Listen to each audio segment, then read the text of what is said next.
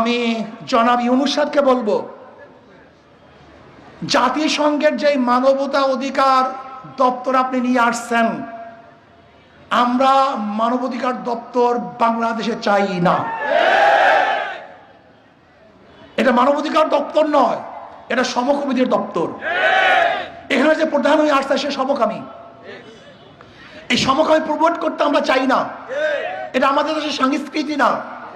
আমি ডক্টর ইউনূস সাহেবকে দুই হাত করজোড়ে অনুরোধ করব, আপনার বিরুদ্ধে আন্দোলন ওঠার আগেই এই মানবাধিকার অফিস আপনি এখান থেকে বিদায় দিয়ে দেন।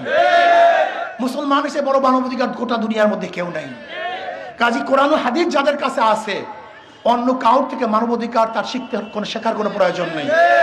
কি আপনারা এখানে মানবাধিকার অফিস চান? বিশ্বাস সবাই হাত তোলেন। কেউ চান? আমরা কেউ চাই না, কেউ চাই না। সবাই হাত তোলেন। কেউ চাই? আমরা কেউ চাই না।